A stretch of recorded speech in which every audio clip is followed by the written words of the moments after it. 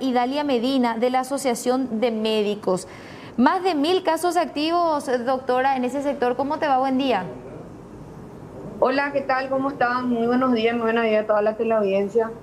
Así mismo, en realidad los casos aquí en el Alto Paraná empezaron a aumentar bastante después, obviamente después de las fiestas de fin de año, ¿verdad? Entonces se esperaba, o sea, en realidad estas cifras aumentaron muchísimo después, ¿verdad? Y esperemos que todos estos casos activos que estén no lleguen a complicarse y a necesitar de terapia intensiva. A propósito de la terapia intensiva, ¿llegaron al punto de tener que decidir quién entra y quién no a terapia, doctora? Bueno, en realidad el tema es, como yo siempre digo, hay ciertos protocolos que uno tiene que cumplir y los colegas terapistas, que son los encargados, principalmente los coordinadores, van a tener que ver si los pacientes están en reanimación, decidir quién es el que va a ingresar cuando tengan una sola cama, ¿verdad? Y eso ya está ocurriendo. De hecho, que acá las camas ya están totalmente ocupadas, ¿verdad? Entonces ya es cuando tenés pacientes en reanimación, son pacientes que se inestabilizaron en la sala, pasan a reanimación y de ahí ya tienen que después pasar a terapia intensiva si es que amerita, ¿verdad? Entonces, si de repente hoy tienen 6 pacientes en reanimación, el colega que está de guardia le va a llamar al que está encargado, al jefe del servicio de terapia intensiva y va a comunicar, mira doctor, yo tengo estos pacientes, ¿verdad? Entonces van a tener que seleccionar cuál es el paciente que realmente tiene más chances de sobrevivir, que son pacientes jóvenes, que no tienen comorbilidad de repente, ¿verdad? Eso es no solamente ahora, sino que siempre fue así por protocolo que ellos tienen en la unidad de cuidados intensivos, ¿verdad? Eso siempre fue así, no solamente aquí en Paraguay, sino que esos son protocolos que utilizan a nivel internacional, ¿verdad? Entonces, lastimosamente, como decíamos, ¿verdad? Por más cama de terapia intensiva que uno tenga, tampoco va a solucionar el problema por la poca cantidad de especialistas en la unidad de cuidados intensivos que se tiene en el país y principalmente aquí en el departamento, ¿verdad? Entonces, es una situación bastante complicada la que se está viviendo otra vez, ¿verdad? Al principio de julio, todo julio y agosto, ya se había pasado se pasó por una situación similar donde se podían derivar de repente los pacientes a la capital del país, ¿verdad? Pero hoy en día es cambio totalmente el panorama y mira que ahí también a nivel central y capital están repletos, ¿verdad? Entonces, nada más pedirle otra vez la conciencia a toda la ciudadanía porque el lugar para todos realmente no va a haber y preocupa porque en el ritmo que van la gente contagiándose no te da tiempo de repente a los colegas también de liberar sus camas porque los pacientes no ingresan y se quedan 1 o 2 días internados. Mínimo se quedan 2 semanas, 14, 15 días internados si es que todo va bien y después salen de alta. O si no, se quedan más tiempo. Hay personas que están más de 40 días internados de repente en la terapia intensiva, ¿verdad? Entonces es complicada esta situación. O sea, por más de que vayan descendiendo los casos, la gente que está en la unidad de cuidados intensivos van a permanecer ahí mínimo por dos semanas más. O sea, 2 semanas no vas a tener lugar para ingresarle a un paciente en la unidad de cuidados intensivos. O sea, eso es un panorama y esa es la realidad la que se está viviendo ya no solamente acá también, sino que a nivel país, creo yo, ¿verdad? Porque la necesidad de camas de terapia intensiva cada vez aumenta. Ustedes ven que los números también de personas internadas en terapia intensiva van aumentando rápidamente. Doctora, uno se hace la impresión de que cuando hablamos de reanimación es un conjunto de protocolos y técnicas utilizadas por ustedes para estabilizar a un paciente que se encuentra en grave estado.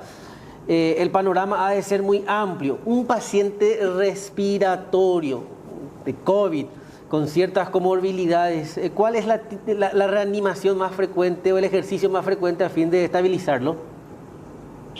No, y eso depende mucho de la patología y de lo que uno va a ir, depende mucho de la patología que tenga el paciente, ¿verdad? O sea, reanimación sería un bloque, un servicio sería, ¿verdad? Donde pasa el del que está internado, de repente empieza a tener más dificultad respiratoria y bueno, ya te dicen, probablemente requiera unidad de cuidados intensivos o que alguien le esté mirando más de cerca. Entonces lo llevan a la unidad de reanimación, se llama, donde hay ya una cama con un respirador esperando ahí por si ese paciente, mientras no haya lugar en la terapia, se le pueda conectar a ese respirador, ¿verdad? Para que pueda aguantar hasta que se tenga un lugar. Y si no hay, se queda ahí en reanimación, ¿verdad? No todos los pacientes que están en reanimación requieren intubación. Están ahí, ya sea con todos los medicamentos que requiera ese paciente, que el médico que está ahí también está entrenado para hacerlo, ¿verdad?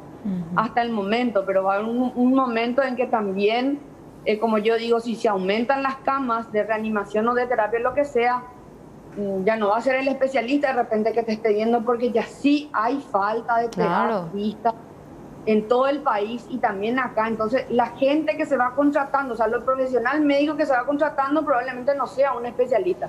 Supongamos, bueno, me quieran contratar hoy a mí, yo no fui entrenada para estar en la terapia intensiva, pero como siempre digo, si hay una guerra te vas a ir, ¿verdad? Pero va a ser,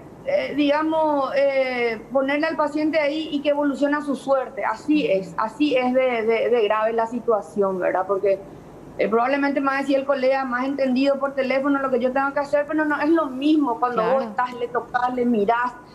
Cada segundo para el paciente es muy importante para estos pacientes, no solamente de COVID hablando, sino que en líneas generales para todos los pacientes que están en una unidad de cuidados intensivos deberían de ser personas realmente entrenadas en cuidados intensivos, y por sobre todas las cosas también a los colegas que hicieron su especialidad en esta área, ¿verdad? Así es, son contrataciones de emergencia. Doctora, con respecto a acá, por ejemplo, en Asunción y Capital, Asunción y Central, digo bien, ya se da esta situación de que se tiene que trasladar directamente a los privados, que hay un cupo nomás también que se puede usar. En Ciudad del Este esta situación también se aplica, y de ser así, ¿cuánta gente hay hoy en sanatorios privados que están con convenio del hospital o de salud pública?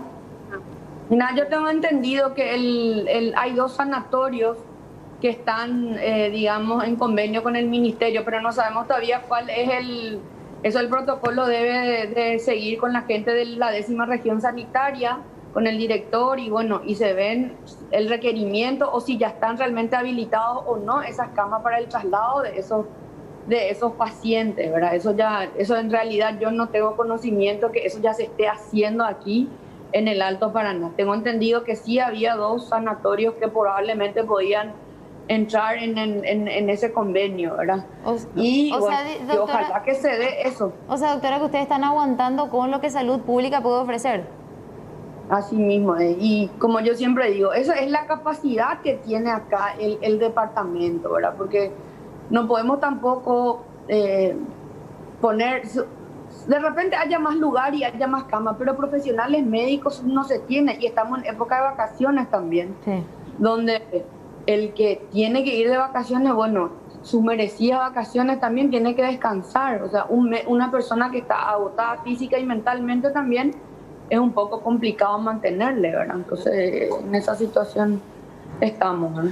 Doctora, días atrás conversábamos con un colega suyo y hablaba de la eficacia y la efectividad de la ivermectina en el tratamiento antiparasitario.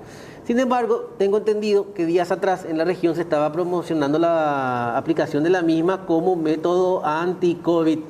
¿Qué opinión tiene al respecto? Bueno, en realidad nada de eso está demostrado, ¿verdad? Pero uno no puede decir que puede prevenir nada.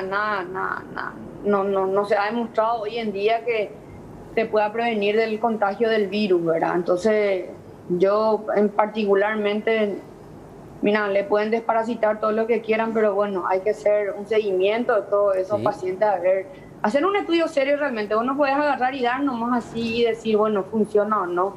No sabemos, no vamos a saber eso si es que no se hace realmente un estudio bien específico sobre el tema, ¿verdad? Doctora, ¿qué perspectivas tienen para los próximos días? En el sentido de que el propio ministro había anunciado en su momento que enero sería un mes difícil y de hecho lo está haciendo. Y mira, yo creo que todo enero ya vamos a estar así. Estos pacientes que se contagiaron, y la semana pasada prácticamente se cerró la semana con casi 500 casos de COVID, entonces de pacientes infectados con el virus, perdón. Entonces eso probablemente vayan a desarrollar una enfermedad y ojalá que sea leve, porque como yo digo, si todas esas 500 personas que fueron contagiadas y prácticamente esta semana o entre la próxima recién van a terminar su aislamiento, su cuarentena, se van a curar, lo que sea, Ojalá que ninguna de esas personas, Dios quiera que no se puedan llegar a tener la forma grave de esta enfermedad y no requieran de cuidados intensivos, ¿verdad? Para que se pueda dar tiempo también de ir, digamos, liberando las camas, ¿verdad? Ojalá que así sea. Ojalá que así sea, doctora. Ojalá, yo digo, porque ocurra un milagro, porque sabemos que los números no mienten y las estadísticas están ahí. Ustedes ven de todos los pacientes internados cuántos están hoy en día en terapia intensiva, ¿verdad? Claro. Entonces, ojalá que no ocurra eso, ¿verdad? Totalmente. Gracias, doctora, muy amable, como siempre. No, gracias a ustedes siempre por el espacio y bueno, una vez más a decirle a toda la ciudadanía que nos cuidemos entre todos, esto no es joda y bueno, a seguir adelante. Fuerza a todos. Chao, chao.